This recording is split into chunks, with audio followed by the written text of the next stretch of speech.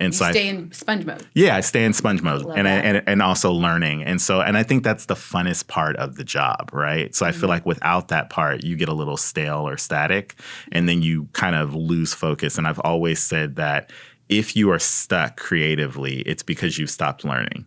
So usually whenever I get stuck, it's because I've exhausted every, foot on the pedal, full force, there's no gas. Like I feel like I have to stop. And that might mean not drawing. And I try to tell that to students too, because students are just like, how do I get past this? It's like, you might need to take a step back and live a little. You might need to go cook a new recipe, go hang out with a friend, travel somewhere. You might have to go to a store and just look at things or take photos or do reference. You might have to do something to feed your brain before you can be creative again.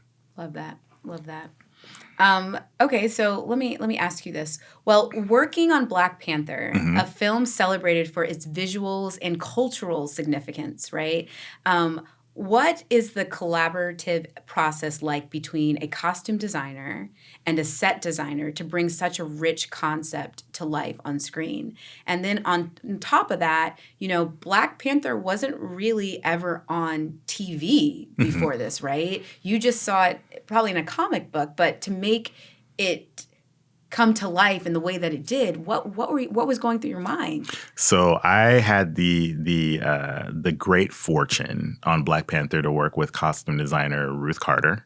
Ruth E. Carter, who has now become one of my better friends, one of my best friends, actually. She's a force of nature, but also she is now a 2-time Oscar winner for both Black Panther and Wakanda Forever.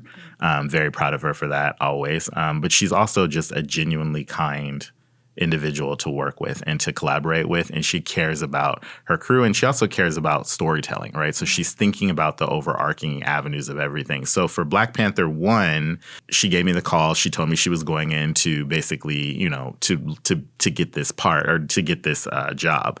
And when she got it, she hired me because it was basically one of those things where she knew I'm a big comic book nerd. So I've been reading Black Panther forever. I was about to say.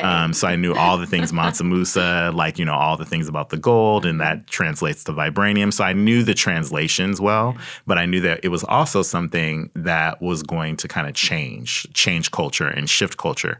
And I felt like it was something that I knew we hadn't seen before. And so it felt really good to be a part of. So a full circle moment for me before I get to the actual creativity was